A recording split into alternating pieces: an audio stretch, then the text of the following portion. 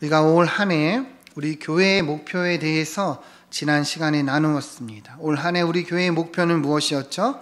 한번 따라해 봅시다. 말씀이신 하나님을 경험하기. 말씀이신 하나님을 경험하는 것이 올 한 해 우리 교회의 목표입니다. 하나님은요, 말씀으로 우리를 인도하시고 말씀으로 우리를 만나 주십니다. 여러분 믿으십니까? 말씀이신 하나님을 경험하는 것이 우리의 인생에 가장 중요한 것이요, 우리의 신앙에 있어서도 가장 중요한 것입니다. 우리가 올 한 해 이 목표를 가지고 매일의 삶에서 또한 실천하고 이루어 나가면 좋겠습니다.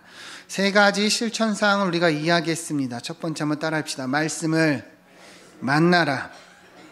말씀이신 하나님을 경험하려면 제일 중요한 것은 만나야 되는 거예요. 예배를 통해서, 이 성경 통독을 통해서, 큐티를 통해서 꼭 말씀을 만나야 됩니다. 여러분 세부적인 실천 계획을 세우시길 바랍니다. 두 번째는 따라해 봅시다. 말씀을 기록하라. 네, 설교를 들을 때나 통독을 할 때나 큐티를 할 때 우리 마음에 와닿는 것, 또 이해되는 것을 기록해야 됩니다. 그래야 우리가 붙잡을 수 있고 또 기억할 수가 있다 하였죠. 세 번째는 따라합시다. 말씀을 적용하라. 네, 성령을 따라 행할 때 성령의 열매가 나타나듯이 말씀을 듣고 깨닫는 것에서 그치는 것이 아니라 우리 삶에서 실천하고 적용해야 합니다. 그래야 이 말씀이 실제가 되는 거예요. 이 말씀이 능력이 되는 겁니다. 여러분 우리 세 가지 실천사항을 꼭 또 실천하기를 소망합니다.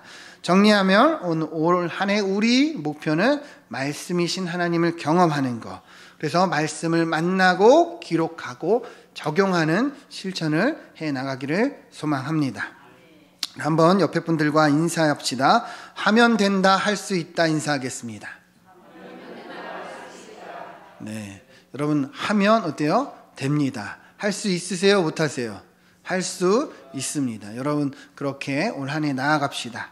자, 지난 시간부터 우리가 이제 에베소서를 나누고 있습니다. 그죠? 자, 이 에베소서가 무엇을 얘기하는가 우리가 반드시 기억해야 돼요. 이 에베소서를 나누는 이 시간에 반드시 에베소서의 내용과 이 말씀을 우리 마음에 새길 수 있어야 되는데요. 지난 첫 시간에 우리가 먼저 이 에베소서를 쓴 사도 바울에 대해서 나누었습니다. 여러분 바울의 원래 이름이 무엇이었죠?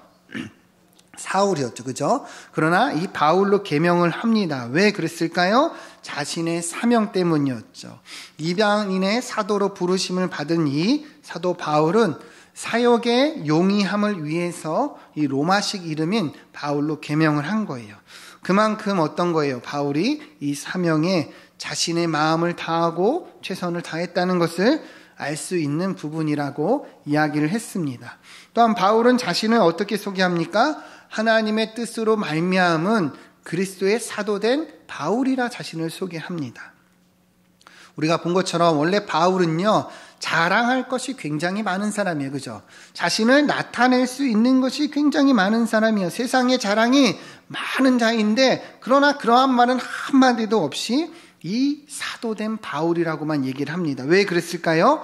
이 하나님의 뜻, 하나님의 부르심이 바울의 정체성이었기 때문이에요. 그러니까 나는 이러한 사람이다, 다른 것은 필요 없는 거예요. 하나님의 사명과 부르심 앞에 서 있었기 때문에 그렇게 자신을 나타낸 거죠. 여러분 우리도 이러한 이 고백이 있기를 소망합니다. 올 한 해 우리가 살아가지만 사실 제일 중요한 것은 하나님의 부르심 앞에, 하나님 뜻 앞에 서 있는 거예요. 여러분의 사명, 여러분의 직분, 여러분의 자리가 하나님으로부터 말미암음을 알고 우리도 이러한 고백을 할 수 있어야 하는 것입니다. 여러분 이 바울의 고백을 보면서 우리도 다시금 결단하며 나아가기 소망합니다. 자, 오늘 본문 말씀을 같이 한번 보겠습니다. 1절 말씀을 같이 한번 읽어보겠습니다. 시작. 하나님의 뜻으로 말미암아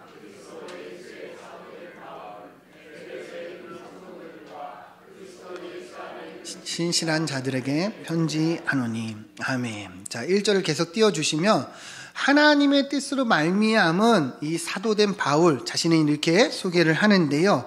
그런데 이 에베소에 있는 성도들을 바울이 어떻게 표현하냐면 그리스도 예수 안에 있는 신실한 자들이라 이렇게 표현하고 있습니다.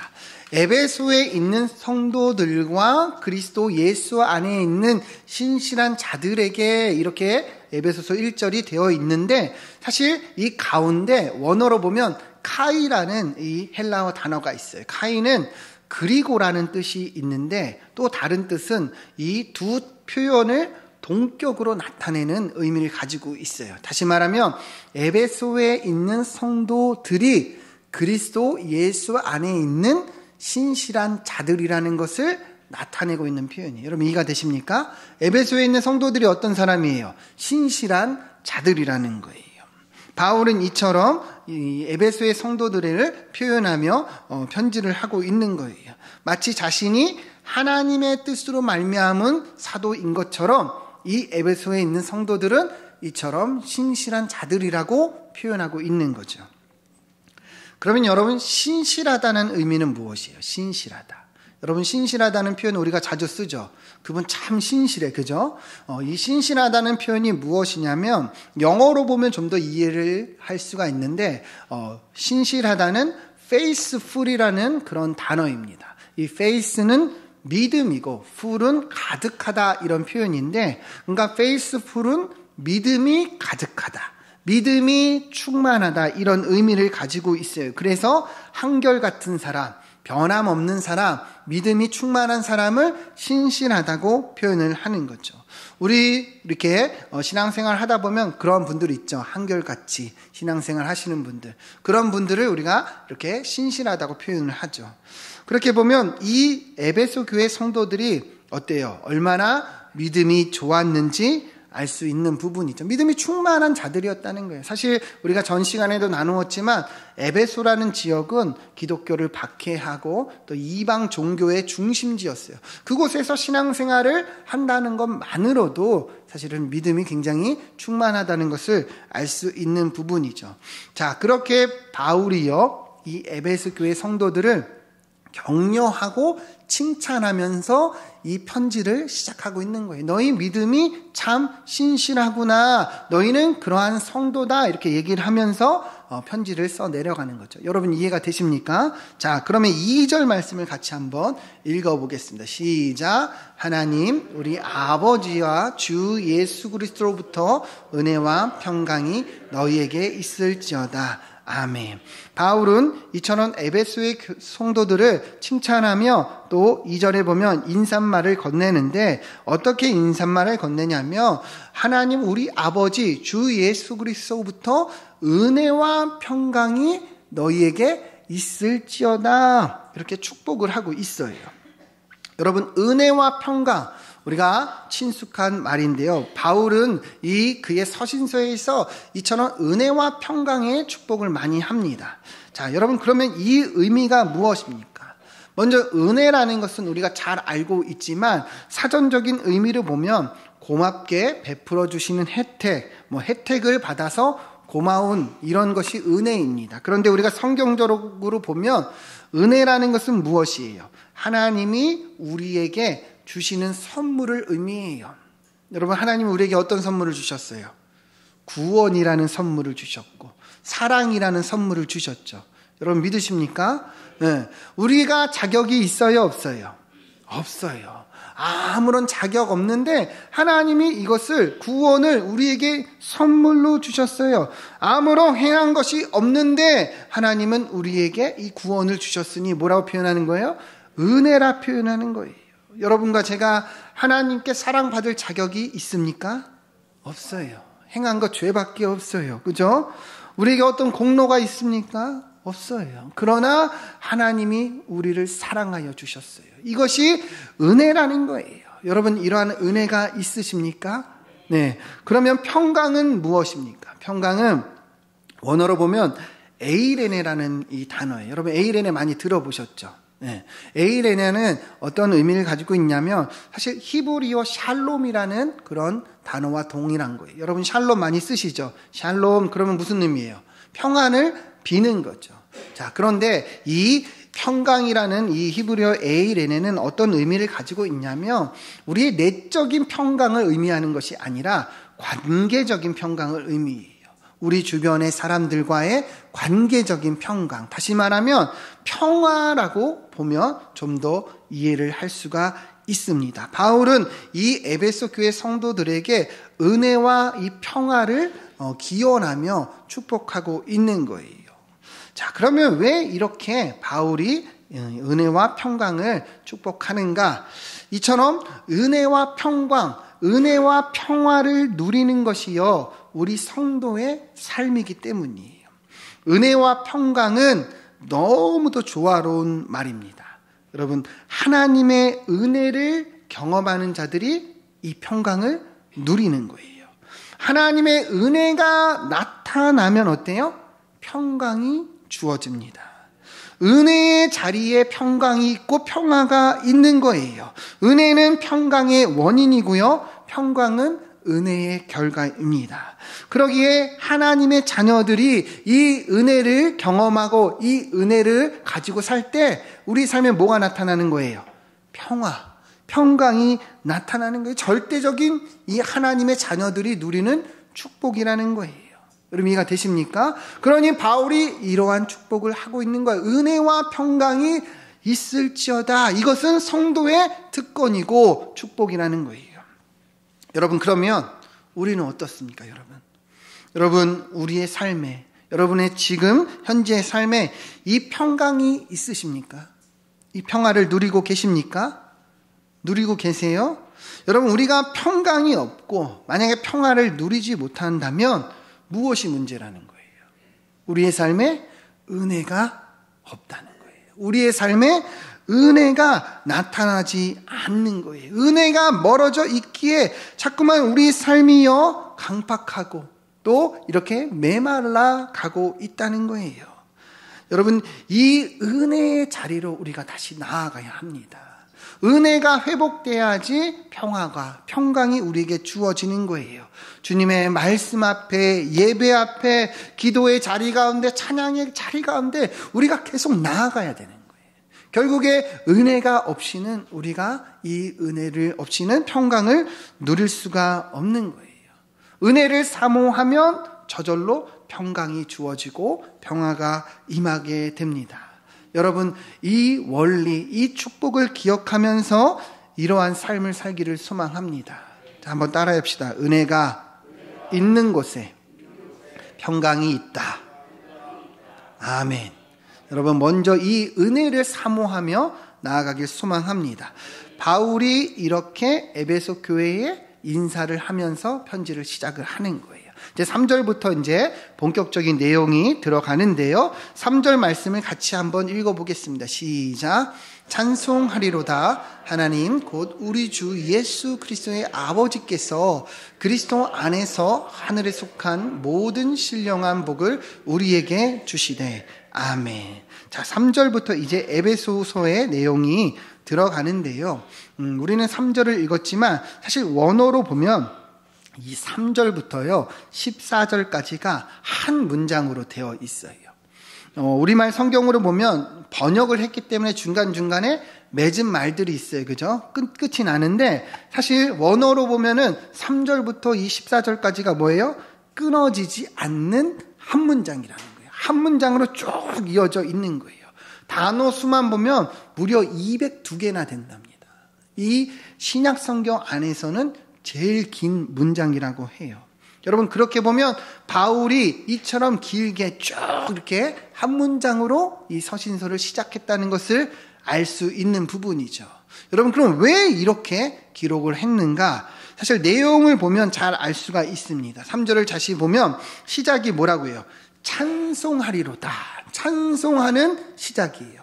이 한 문장이 어떻게 보면 뭐예요? 찬송의 한 문장이에요. 근데 3절 뒷부분을 보면 왜 찬송하는가? 그리스도 안에서 하늘에 속한 모든 신령한 복을 뭐라고 얘기합니까? 우리에게 주시되. 그러니까 바울이 이 긴 문장을 찬송함으로 써 내려가는데 왜 썼는가? 하나님이 우리에게 신령한 복을 주셨기 때문이라는 거예요. 여러분 그러니 어때요? 감격이 일어나는 거예요. 감동이 일어나는 거예요. 마치 폭포수같이 물이 팍 터져 나오듯 하나님이 주신 은혜를 생각하고 이 신령한 복들을 생각하니 어때요? 끊어지지가 않는 거예요. 쭉 이 감격이 나타나고 있는 내용이 바로 이 3절부터 14절까지의 내용이라는 거예요. 여러분 이해가 되십니까? 여러분 우리도 하나님의 은혜를 생각하며 감격하십니까? 하나님의 은혜들을 기억하고 또 이 감동하고 계세요? 우리가 이 자리가 사실 그러한 자리가 되어야 하는 거예요. 여러분 예배가 무엇이에요? 예배. 워십이에요. 워십. 서비스. 그러니까 우리가 하나님께 드리는 시간이에요. 무엇을 드려요? 감격과 감동을 드리는 거예요. 왜요? 하나님이 우리에게 이러한 복을 주셨잖아요. 이러한 은혜를 주셨잖아요. 그러니까 여러분들이 이 자리에서 하나님께 감동과 감격을 드리는 이 시간이 되어야 한다는 거예요. 여러분 바울이 이러한 고백을 하고 있는 것이 우리에게도 동일한 고백이 되어야 할 줄 믿습니다. 여러분 하나님의 은혜만 생각하면 그냥 멈추지 않는 감동이 막 쏟아져 나오는 그러한 인생이 되어야 한다는 거예요. 바울이 이러한 고백을 하고 있다는 것을 여러분 이해하시길 바랍니다. 이 에베소서가 무엇을 얘기하고 무엇을 나타내고 있는지 우리가 그것을 잘 파악해야 된다는 거예요.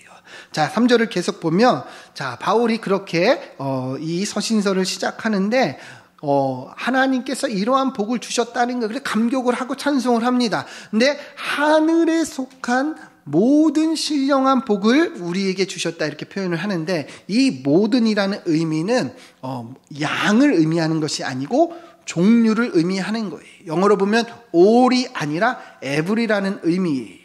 여러분 우리도 모두 주세요 그렇게 하면 이 양 다 주세요 이런 의미도 있지만 여기 있는 종류 다 주세요 이렇게 쓰이기도 하죠. 그래서 두 번째 의미예요. 하늘에 속한 모든 신령한 종류의 복을 다 우리에게 주셨다는 거예요. 그것에 감격을 하는 거예요. 이 신령하다는 의미가 뭐냐면 원어로 보면요 이 푸뉴마티코스인데 이 푸뉴마는 성령이고 푸뉴마티코스는 성령님께 속한 성령님을 통해라는 의미를 가지고 있어요. 그러니까 이 복이 어떤 거예요? 성령께서 주시는 복이라는 것을 의미하는 거죠. 그러니까 바울이 지금 찬양하는 거 우리에게 주신 복은 성령님을 통해서 우리에게 주신 하늘의 복을 찬양하고 있는 거예요. 여러분 그렇게 보면 진짜 복이 이러한 복인 것을 알 수 있는 거죠. 그죠? 이 땅에서 우리가 물질적인 복을 누려도 유한합니다. 그죠? 우리는 한계가 있어요. 근데 저 영원한 하늘의 복은 어때요? 무한하고 변하지가 않아요. 그래서 진짜 복인 거죠. 그죠? 변하지가 않죠. 그러니까 감격하고 감동을 하는 거예요. 그러면 이 신령한 복이 무엇인가? 이 3절부터 이제 시작을 하면서 4절부터 이러한 복들이 열거가 되는 거예요. 신령한 복을 주셨다. 그 복이 무엇이냐? 이제 4절부터 이어지는데요. 사실 앞서 말한 것처럼 3절부터 14절이 한 문장이에요. 그죠? 근데 그렇게 보면 하나로 봐야 되는데 내용적으로 보면은 이 세 가지 단락으로 구분할 수가 있습니다. 우리가 오늘 본문이 몇 절까지였어요? 6절까지였어요. 그죠? 그래서 6절까지인 이유가 여기에 있는데 첫 번째는 4절부터 6절이 성부 하나님이 주시는 복입니다. 성부 하나님이 우리에게 주시는 신령한 복에 대한 내용이고 7절부터 12절이 성자 하나님 예수 그리스도께서 우리에게 주시는 신령한 복이고 13절 14절은 그럼 누구 계세요? 성령께서 주시는 복이에요. 여러분 그렇게 보면 좀 더 이해가 될 수 있겠죠. 그죠? 3절부터 14절이 그 신령한 복을 주심을 찬양하고 있는데 그 구체적으로 보면 그 복이 무엇이냐? 성부 하나님이 주시는 복, 성자 예수님이 주시는 복, 성령 하나님이 우리에게 주시는 복으로 구분할 수가 있다는 거죠. 여러분 결국에는 삼위일체 하나님께서 우리에게 주시는 복이에요. 그러나 하늘에 속한 모든 신령한 복은 성부 하나님께서 나오고 예수 그리스도 안에서 우리의 것이 되고 성령님께서 이것을 우리에게 적용시킨다는 거예요. 여러분 이해가 되십니까? 자, 그러면 첫 번째는 우리가 나누고자 하는 복이 누가 주시는 복이에요? 성부 하나님께서 주시는 신령한 복임을 우리가 알 수 있는 거죠. 여러분 잘 따라오고 계시죠? 예, 졸리신가요? 네, 잘 보셔야 돼요. 예. 아무리 그냥 좋은 얘기 해도 그건 중요하지 않아요. 우리가 지금 나누고자 하는 것은 에베소서예요. 에베소서를 이해하고 에베소서를 알아야 되는 것이 중요해요. 그래서 이 에베소서의 말씀을 이해하고 우리 삶에 비춰보고 우리가 결단해야 됩니다. 그러니까 여러분 좀 딱딱하고 좀 지루할 수도 있지만 여러분 집중해서 이 말씀을 알고 이 말씀을 비춰볼 수 있길 소망합니다. 그래서 4절 말씀 같이 한번 읽어보겠습니다. 4절 말씀. 네, 시작. 곧 창세절에 그리스도 안에서 우리를 택하사 우리로 사랑 안에서 그 앞에 거룩하고 흠이 없게 하시려고. 아멘. 자, 첫 번째 성부 하나님이 주시는 신령한 복들에 대해서 이야기를 하는데 이 복이 뭐냐면 한번 따라해 봅시다. 선택의 축복. 성부 하나님께서요 창세 전부터 그리스도 안에서 우리를 뭐 하셨어요? 택하셨어요. 무엇 때문에? 우리로 사랑 안에서, 그러니까 사랑으로 우리를 택하셨다는 것을 이야기합니다. 창세전이라는 이 의미는 우리가 존재하기도 전이라는 거예요. 그러니까 하나님의 선택이 우리의 어떤 공로나 조건에 있지 않음을 하나님이 자유로운 이 결정 가운데 우리를 택하셨음을 이야기하고 있는 거예요. 그러니 바울이 어때요? 감격이 되는 거예요. 우리가 행한 것 죄밖에 없는데 나는 하나님 앞에서 아무 자격이 없는데 하나님은 이 세상이 존재하기도 전에 우리를 아시고 나를 택하셨다. 감격하고 있는 거예요.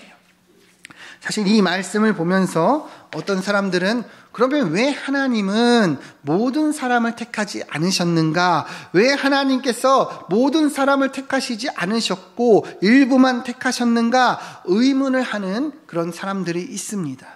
물론 이런 생각을 가질 수가 있지만 그러나 이 말씀이 이야기하는 것이 무엇인지를 보아야 하는 거예요. 이 말씀이 이야기하는 것은요, 왜 하나님이 택하시지 않으셨는가를 말하는 것이 아니에요.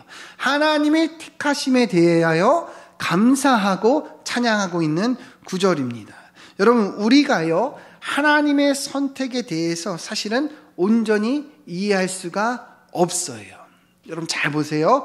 우리의 이 삶은요 과거, 현재, 미래 가운데 속해 있습니다. 그죠? 우리는 공간 가운데 거하고 있어요. 그리고 우리의 모든 생각과 우리의 모든 이해는 여기에 다 머물러 있습니다. 그죠? 그러나 하나님은 어떠세요? 하나님은 과거에도 현재에도 미래에도 계십니다. 그죠? 하나님이 시간 속에 계십니까? 시간이 하나님께 속해 있습니까? 시간이 하나님께 속해 있는 거예요. 하나님이 공간 속에 계십니까? 공간이 하나님께 속해 있습니까? 공간이 하나님께 속해 있어요. 모든 것이 다 하나님께 속해 있어요. 우리는 거기서 멈추는 거예요. 그러니까 하나님의 선택이 무엇 때문인지 시간적인지 공간적인지 이해할 수가 없다는 거예요. 그러니 우리는 무엇을 행해야 되는가? 이것을 가지고 따지고 질문하는 것은 아무런 소용이 없어요. 답을 알 수가 없어요. 그저 우리는 찬양하고 감사하는 것만이 중요한 것입니다. 그런데 중요한 것이 무엇이에요? 하나님께서 우리에게 내가 다 택했으니까 너희는 가만히 있어. 내가 다 선택했으니까 내가 알아서 할게. 그렇게 말씀하십니까? 아니죠. 우리로 뭐라 그래요? 이 복음을 전하라 말씀하세요. 땅끝까지 이르러 내 증인이 되라 말씀하세요. 그러니까 우리에게 주어진 사명은 전하는 것입니다. 우리가 전하면 어때요? 이 복음이 하나님의 뜻 가운데 이루어진다는 거예요. 전해진다는 거예요. 여러분, 그러니 이 하나님의 선택을 보면서 이러네 저러네 고민할 필요 없어요. 그저 우리는 감사함으로 복음을 전하면 되는 거예요. 그러면 하나님의 뜻이 이루어집니다. 여러분, 우리가 하나님의 계획과 뜻을 이해한다는 것 자체가 말이 안 되는 거예요. 그죠? 여러분, 우리가 하나님의 뜻과 이 선택을 이해한다면 결국에 우리는 온전히 이해를 하지 못하고 있는 것을 다시금 고백하는 거나 똑같다는 거예요. 중요한 것은 바울이 이 하나님의 은혜를 찬양하고 있다는 거예요. 여러분, 우리도 찬양하길 소망합니다. 4절 말씀을 다시 보면 이 신령한 복을 우리에게 주셨는데 왜 주셨는가? 자, 뒤에 보면 뭐라고 얘기해요? 그 앞에 거룩하고 흠이 없게 하시려고 우리를 뭐 하신 거예요? 택하셨다는 거예요. 하나님이 우리를 왜 택하신 거예요? 거룩하고 흠이 없게 하시려고. 여러분, 우리가 거룩해서 하나님이 선택한 것이 아니라 우리로 이 거룩하게 살기 위해서 선택하셨다는 거예요. 여러분, 주님은 우리가 이러한 삶을 살기를 원하십니다. 하나님의 택하심 아래서 우리가 이러한 결과를 나타내기를 원하신다는 거예요. 여러분, 이것이 우리가 주님께서 부르신 사명이요 선택하신 이유인 것을 알기를 소망합니다. 예수를 믿는다는 것은요 단순히 구원받고 천국 가는 것이 전부가 아니에요. 하나님이 여러분들을 택하시고 부르신 것은 이러한 거룩을 나타내게 하시기 위함이에요. 우리로 그러한 구분된 삶을 드러내기 위해서 하나님이 여러분과 저를 부르셨다는 거예요. 여러분, 그러면 우리가 왜 예수를 믿어야 됩니까? 왜 예수를 믿어야 됩니까? 우리가 이 거룩을 나타내기 위해서예요. 이것이 우리의 사명이라는 것을 반드시 알아야 한다는 거예요. 금요기도회마다 우리가 산상수훈을 나누고 있어요. 예수님은요 뭐라고 말씀하세요? 사람을 죽여야만 살인이 아니라 말씀하세요. 우리가 미워하고 분노하는 것도 동일한 죄라 얘기합니다. 우리가 다른 사람과 잠자리를 하는 것, 동침하는 것만이 간음이라 말씀하지 않으세요. 뭐라고 하세요? 우리 안에서 음욕을 품고 음란한 생각을 갖는 것도 동일한 죄라 말씀합니다. 여러분, 그러면 우리가 어떻게 구분되어 살아가야 될까요? 어떻게 이 거룩함을 나타내야 됩니까?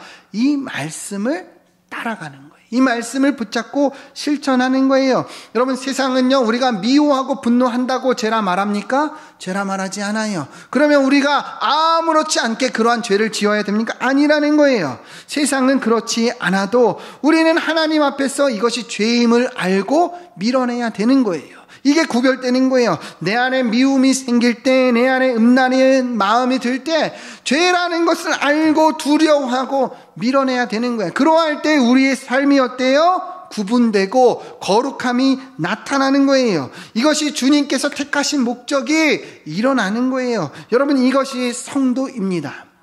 여러분, 우리는 그렇게 다르게 살고 구분되어 사는 거예요. 세상이 죄라 말하지 않아도 하나님이 죄라 말씀하시면 두렵게 여기고 밀어내고 돌아서야 한다는 거예요. 여러분, 우리가 부름받은 이 축복을 받았어요. 그죠? 이러한 성도들의 삶에 있어서 거룩은요 선택이 아니라 의무이고 필수입니다. 여러분, 믿으십니까? 우리가 하나님의 택함을 바라보면서 그 의무를 알고 또 이 하나님의 목적을 알고 행하기를 소망합니다. 하나님이 우리를 택하시는 이 축복을 주셨습니다. 믿으십니까? 우리가 어떻게 살아가야 돼요?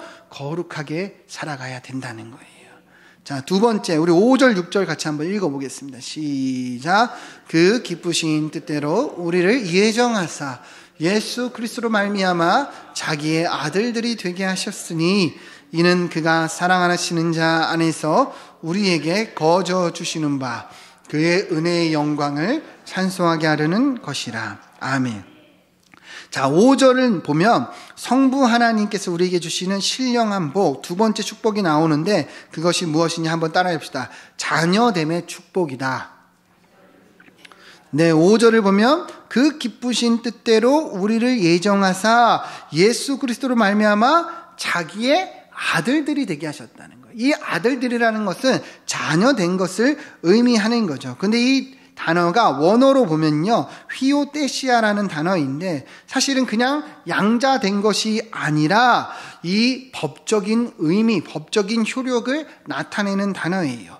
이 시대는 로마 시대입니다. 로마의 법으로는 양자를 삼을 수 있는 법적인 그런 법이 있었는데요. 그냥 양자로 삼는 것이 아니라 법적으로 양자가 되면 어떤 일이 일어나면 모든 빚을 탕감을 받고요. 이 자녀가 되어서 아버지의 상속자의 자격과 권리를 부여받습니다. 그러니까 지금 사도 바울이 이야기하는 것이 바로 이런 의미인 거죠. 우리가 하나님의 자녀가 된 것은 뭐예요? 모든 빚을 탕감받은 거예요. 또 무엇이에요? 하늘에 속한 모든 복을 우리가 부여받는 상속자가 된 거예요. 여러분, 우리가 무슨 빚이 있어요? 무슨 빚이 있어요? 죄의 빚이 있죠. 그렇죠? 우리가 수많은 죄를 지어서 이 죄의 대가를 받아야 되는 사람들이에요. 그죠? 그런데 하나님의 자녀가 됨으로 이 모든 죄의 삭시 다 탕감을 받았어요. 예수 그리스도 안에 있는 이 속량으로 말미암아 예수님 모든 값을 다 치르셨습니다. 그죠? 그러니까 우리가 다 탕감받은 거예요. 그럼 우리는 무엇을 상속받았습니까? 저 천국을 상속받았어요. 여러분, 이 하나님의 자녀된 것, 양자됨이 이러한 축복이라는 거예요. 그러니 바울이 어때요? 이것을 생각하니까 마음의 감동이 일어나는 거예요. 정말 내가 이 죄인인데, 정말 내가 죽을 수밖에 없는 그러한 사람인데 나의 모든 죄를 탕감해 주시고 이 하늘의 축복을 나에게 주신 그 은혜를 생각하니 감격하지 않을 수가 없는 거예요. 여러분, 우리도 이러한 축복을 받았습니다.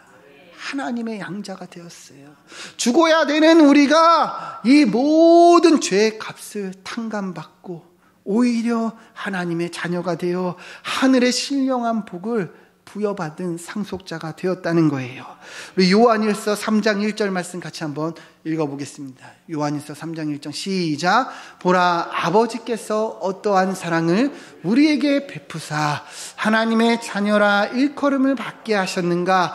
우리가 그러하도다. 그러므로 세상이 우리를 알지 못함은 그를 알지 못함이라. 아멘. 여러분, 사도 요한이 감격하며 얘기합니다. 보라, 아버지께서 어떠한 사랑을 우리에게 베푸사 하나님의 자녀라 일컬음을 받게 하셨는가. 여러분, 이 사도 요한이 하나님을 뭐라고 부르고 있어요? 아버지라 부르고 있어요. 우리가 어떤 사랑을 받았기에 하나님의 자녀가 되는 이 일컬음을 받게 되었는가. 여러분, 감격하고 있다는 거예요. 여러분, 우리도 이 은혜를 바라보며 감격할 수 있기를 소망합니다. 여러분, 이 은혜가 얼마나 놀랍습니까? 우리가 아직 죄인 되었을 때 그리스도께서 우리를 사랑하여 주사 그 십자가의 죽으심으로 우리에 대한 자기의 사랑을 확증하셨어요. 우리 모든 죄값을 담당하시고 우리를 하나님의 자녀로 삼아주사 이 하늘의 모든 신령한 복을 우리에게 주셨다는 거예요. 여러분, 그래서 뭐 하는 거예요? 감사하는 거예요. 우리 6절 말씀을 보면 하나님이 왜 이러한 은혜를 베푸셨는가? 그가 사랑하시는 자 안에서 우리에게 거저 주시는 바. 밑에 같이 읽어봅시다. 시작. 그의 은혜의 영광을 찬송하게 하려는 것이라. 아멘. 왜 하나님이 이러한 은혜를 주셨어요? 왜 이러한 축복을 주셨어요? 우리로 이 은혜를 찬양하기 위해서, 우리로 이 감사하는 삶을 살게 하기 위해서 이 복을 주셨다는 거예요. 여러분, 우리 삶에도 이 감사가 있습니까? 우리 삶에도 이 감격이 있습니까? 하나님이 나를 양자 삼아주사 이 놀라운 축복을 주심에 여러분 감격하고 있습니까? 여러분, 이러한 인생이 되기를 소망합니다. 하나님이 그리하여서 이러한 축복을 주셨다는 거예요. 여러분, 오늘 우리가 성부 하나님이 우리에게 주신 이 놀라운 축복에 대해서 보았습니다. 하나님은 우리를 택하시고 자녀 삼아 주셨어요. 우리로 거룩한 삶을 살고 또 주님을 찬양하는 삶을 살기 위해서 우리를 부르셨다는 거예요. 여러분, 다시금 이 은혜를 기억하면서 또한 이번 한 주도 살아가길 소망합니다. 하나님이 나에게 이러한 은혜를 주셨지. 그래서 구분되고 거룩한 삶을 나타내고, 그래서 찬양하고 하나님의 영광을 나타내는 그러한 삶이 되기를 소망합니다. 우리 삶에 평강이 없는 것은 이러한 은혜를 우리가 자꾸 잃어버리기 때문이에요. 자꾸만 이러한 은혜를 다른 것으로 밀어내고 예전에가 그랬지 과거의 것으로 여겨 치부하기 때문입니다. 여러분, 다시금 이 놀라운 구원과 축복의 은혜 앞에서 서서 이 은혜를 누리며 또한 살아가기를 축원드립니다. 함께 기도하겠습니다.